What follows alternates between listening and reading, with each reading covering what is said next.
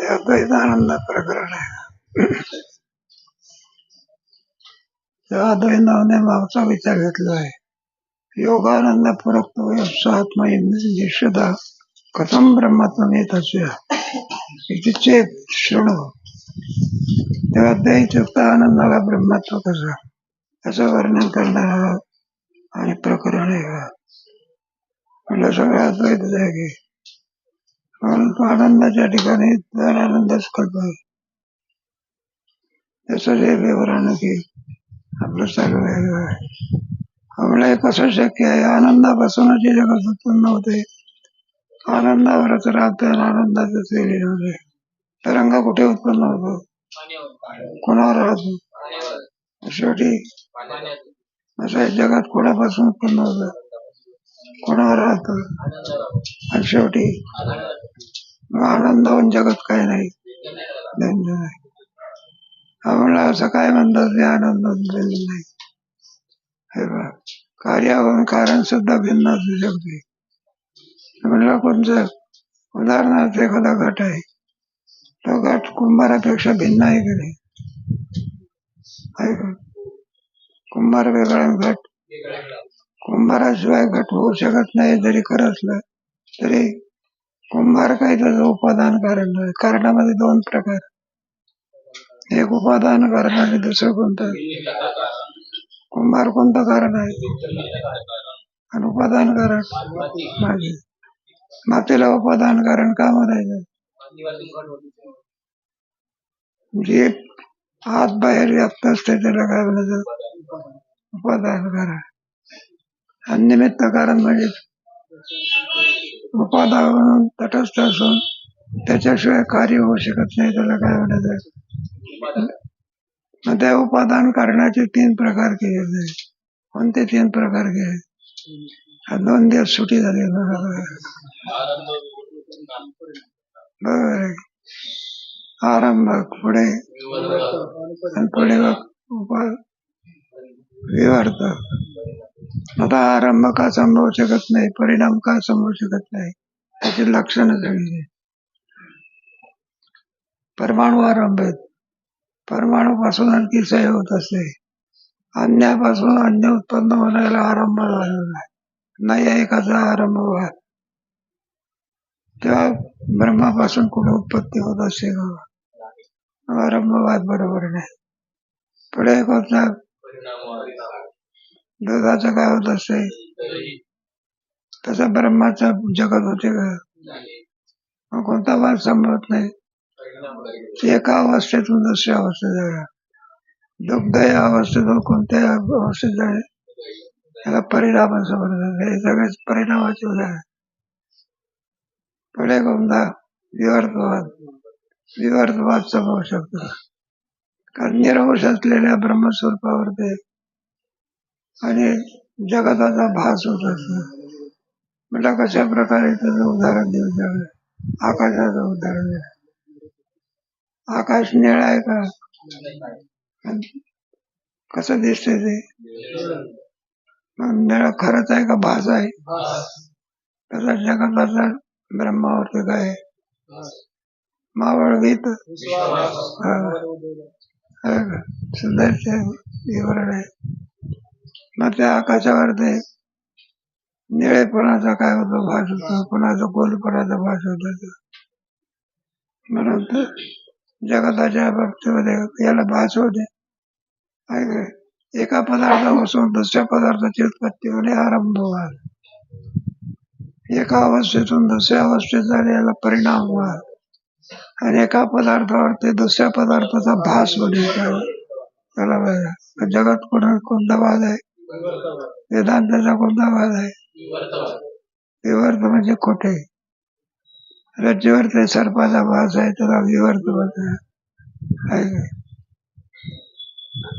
असायचं एखादं समजायचं त्याला विवर्त. जगताचा नैयायिकाचा आरंभवाद, सांख्याचा आणि वेदांताचा विवर्तवाद. पण मावळ गीत म्हणून ब्रह्म सत्यम जगत. आणखी पुन्हा करणार तुम्हाला सांगितलं. आम्हाला सत्य वाटते याची सांगायचं जग आहे. मुळामध्ये जगत कसं आहे, मिथ्याच आहे. पण वाटते कसं त्याला कारण ब्रह्माची सत्यता कुठं दिसते, जग आहे. आणि जगताचा मिथ्यात्व कुठं दिसते, म्हणून ब्रह्मा मिथ्या वाटतं आणि जगत काय वाटतं, त्याला अध्यास प्रकरण म्हणला. अज्ञाचे धर्म अज्ञाचे. उदाहरणार्थ एखादा स्फटिक आहे. स्फटिक कसा असतो, पांढरा असतो. त्याच्या शेजारी जास्वंदीचं फुल ठेवलं. लांबून येणाऱ्या माणसाला स्फटिक कसा दिसतो, स्फटिक लाल आहे का, लाल का दिसतो, म्हणजे लालपणा स्फटिकाचा आहे का जास्वंदीच्या फुलाचा आहे. म्हणजे सत्यत्वपणा कोणाचा आत्म्याचा दिसतो कुठं, मग जगत काय वाटते, जगत सत्य नसून काय मिथ्याच आहे. वेदांताचं हे प्रकरण आहे, अद्वैत आनंद प्रकरण आहे. त्याच्यात गोड विचार केलेला आहे. मग त्या उपादानाचे प्रकार जसं त्या गारुड्यामध्ये असतं ना, अंतर्जाल शक्ती, त्याच्याद्वारा नाही नाही ते दाखवतं. त्याप्रमाणे ब्रह्मस्वरूपामध्ये असलेली माया नाही नाही दाखवते. ती माया आहे कशावरून, त्यात 13वा श्लोक आहे. योग वासिष्ठातला उदाहरण देऊन सांगतात. योग वासिष्ठामध्ये वशिष्ठ ऋषी आणि रामाला उपदेश करत असतात. तो योग वासिष्ठ ग्रंथ आहे. देवात्मशक्ती स्वकिनी निगुणान म्हणून अवेदन परास्य शक्ती विविधा ज्ञात्मिका.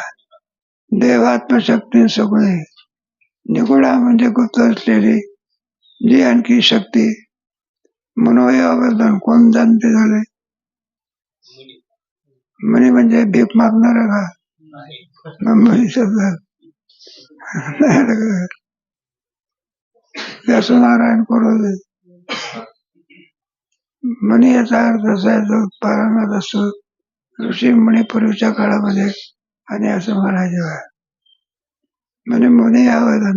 नारदाला काय म्हणतात, ऋषी म्हणत नाही, काय म्हणतात नारद. म्हणे एका दिवसा प्रश्न विचारला तर विचारला, म्हणलं काय, एका पोराने विचारलं, सगळे साधू होते चित्रामध्ये.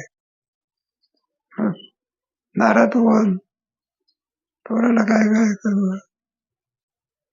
मग एकाने सांगितलं, म्हटलं नारदाला बोल, काय सांगायचं, म्हणलं ज्याची उभी शेंडी असते त्याला काय काय. पुन्हा प्रश्न केला, म्हणलं बाकीच्या शेंड्या खाली झाल्या, याची उभी का. मग लोकांनी सांगितलं, म्हटलं असं आहे की त्यांना अर्ज काय करत असतो, सगळ्या जगातल्या बातम्या घेतात. एक ट्रान्झिटर असते ना, त्याला एक दांडका असतो, आणि तो दांडका काय करतो, बातम्या घेतो. आणि जिथं कळ लावायची तसं म्हणणं दर्दाची शेंडी काय घेते, दृष्टांताचा सोडून. परास्य शक्ती विविधा. तेव्हा ह्या मायेच्या कशा शक्ती आहे ते सांगतात. क्रिया ज्ञान बलात्मिका. आपल्या शरीराकडून क्रिया होते ना, त्याला क्रिया म्हणायचं. पुढे ज्ञान, बुद्धीमध्ये असलेलं ज्ञान असतं. आणि बलात्मिका, कोणत्याही कार्याकरता बळाची शक्ती असते. क्रिया ज्ञान बलात्मिका हे काय सर्व परब्रह्म स्वरूपाच्या ठिकाणी असलेल्या मायेच्या द्वारा शक्ती आहे. असं कोण सांगते झाले 14वा श्लोक. इथे वेदवचा वशिष्ठस्य तथा ब्रवीत. सर्व शक्ती परम ब्रह्म नित्यम पूर्णमद्वय. ब्रह्म कसा आहे, सर्व शक्ती परम ब्रह्म नित्य आहे का अनित्य आहे का, नित्य अपूर्ण आहे का पूर्ण आहे, द्वैतयुक्त आहे का अद्वैत.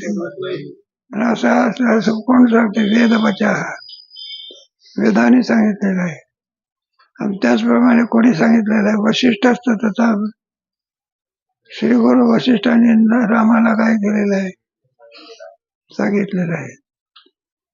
म्हटलं वेदाचं उदाहरण देऊन सांगतात, वशिष्ठातलं उदाहरण देऊन सांगतात. परब्रह्म स्वरूपाच्या ठिकाणी एक माया शक्ती काय करायला लागते, मानावी लागत असते. ब्रह्म कसं आहे त्याचं वर्णन त्याच्याच मध्ये आहे ना. नित्य आहे, पूर्ण आहे, अद्वैत स्वरूपाचं आहे. असं असलेलं ब्रह्म त्याच्यापासून जगत कसं उत्पन्न होऊ शकेल? पण त्याच्या ठिकाणी एक माया शक्ती काय करायला शकते?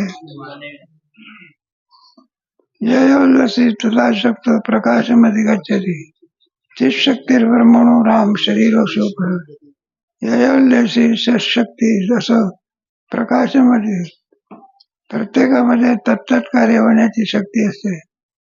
आपण ज्याच्यामध्ये जी शक्ती असेल ती त्याच्यातून उत्पन्न होते. नाही का व्यवहारामध्ये आपण पाहतो का नाही का एखादा आंबट आंब्याचं झाड असेल तर आंबा कसा लागेल? ज्याचा ज्याचा स्वभाव असेल त्याप्रमाणे शक्ती काय होते? है का? पळसाला पानं किती असतात? चार यायला काय हरकत आहे? ते त्याचं बीज आहे. ज्याचं जसं बीज असेल बरं सर्वच ठिकाणी होत असते का? ते दुसरीकडे अंजीर विकते का? कुठं विकते? सासवडला. देश काल याची मर्यादा असते.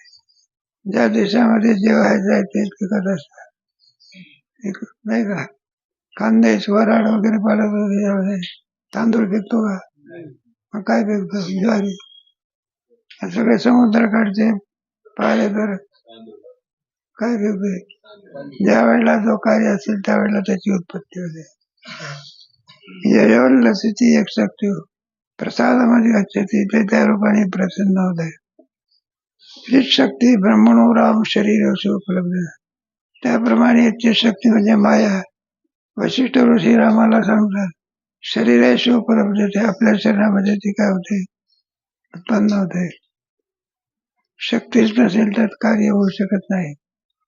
किती मोठा मनुष्य असला एखादा दांडगा मनुष्य असेल असं पोतं काय करतो उचलून घेऊन हातावर उचलतो आणि 2 दिवसाचा बरोबर बसला तर उठणं होत नाही, उठलं तर हे कुणामुळे? शक्ती कुठं आहे? मग शक्ती काय केली पाहिजे?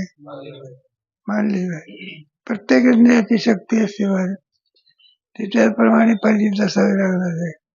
पाहण्याची शक्ती, बोलण्याची शक्ती, क्रियेची शक्ती, प्रत्येकाची शक्ती. आपण नाही का व्यवहारामध्ये पचन सुद्धा शक्ती लागत होते. एखादा मनुष्य म्हणून कामधाम करून राहिला असतो, वाढा वाढा वाढा भाजी शिजू द्या की म्हणलं नाही शिजली, अर्धवट शिजली, वाढा आपण पोट दुखेल ना तुमचं तर म्हटलं आमची पचन शक्ती एवढी आहे कोवळे कोवळे दगड जरी टाकले आता दगड कुठं कोवळा असतो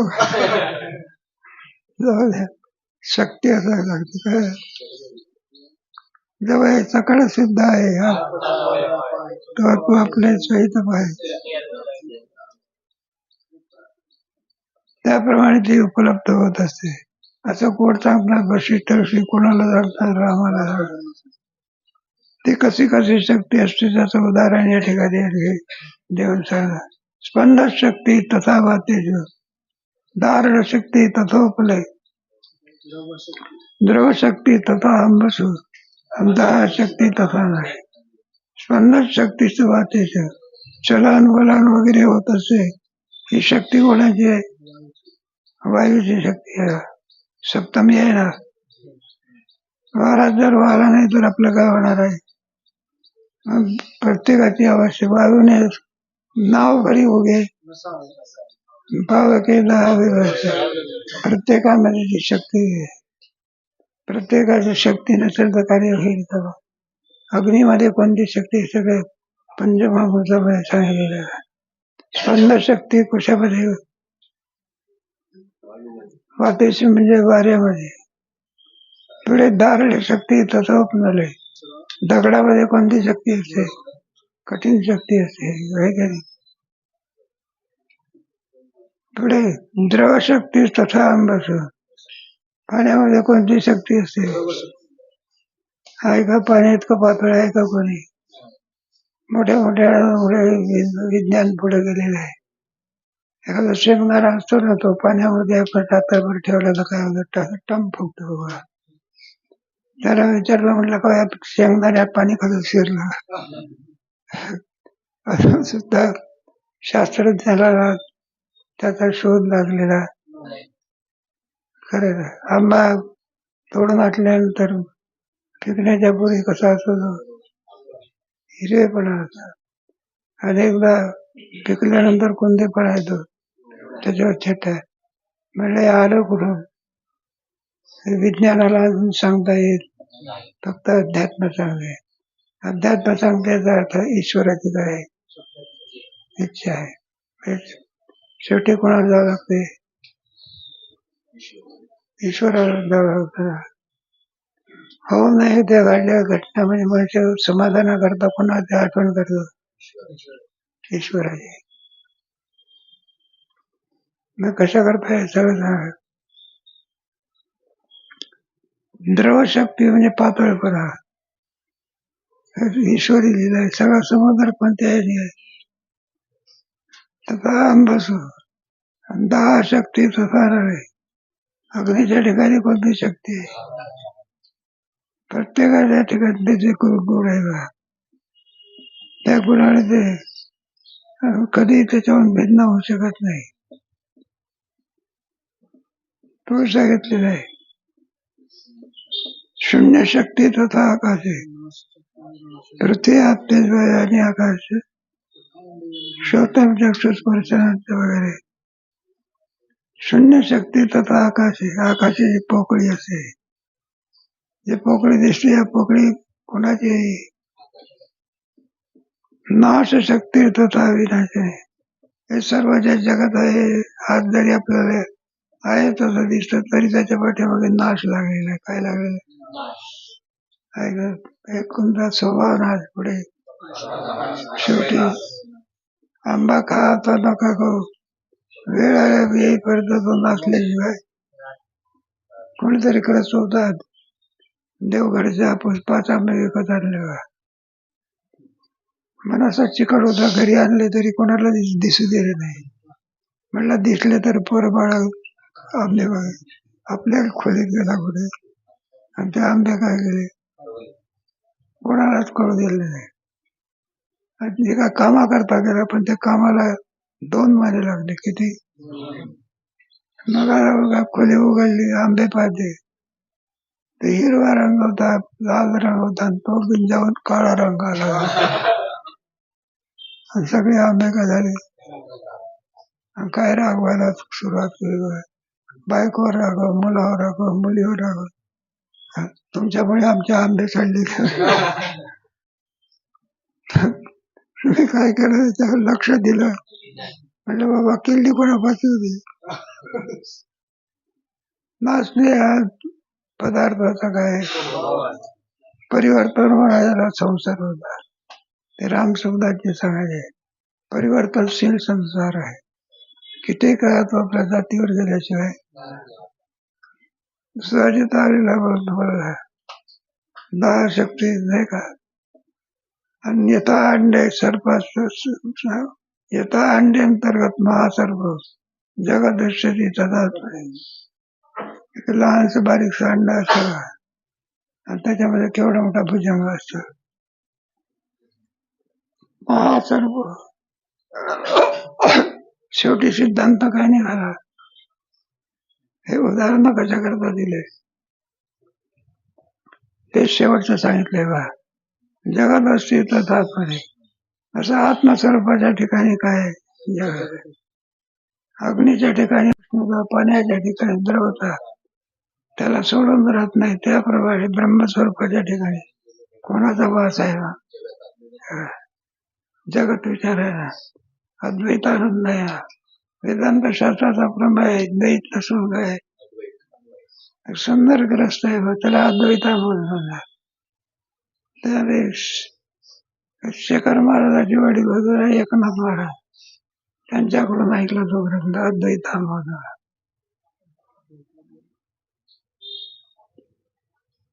कशा प्रकारे एक उदाहरण जीवनात सिद्धांत सांगितला आहे.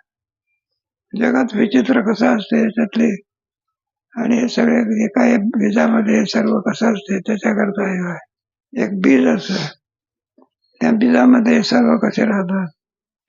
फल, पत्र, लता, पुष्प, शाखा, कीटक, मूलवाद. ननु बीजे यथा वृक्षात तेजं ब्रह्मणी व्यवस्थित.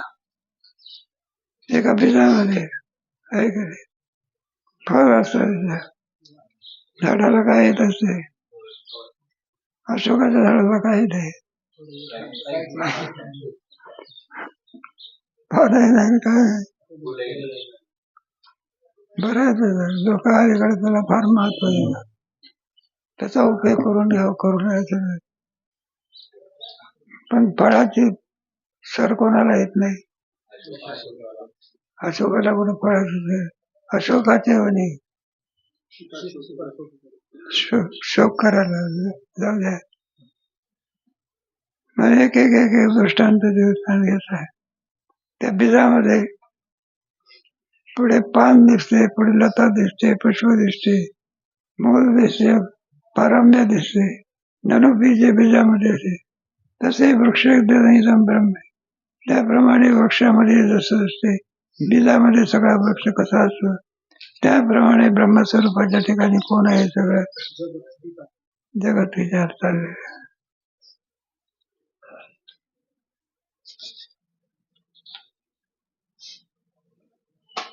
क्वचित काचित कदाचित तस्मात जंत शंकदया देश काल विचित्रत्वास्मात्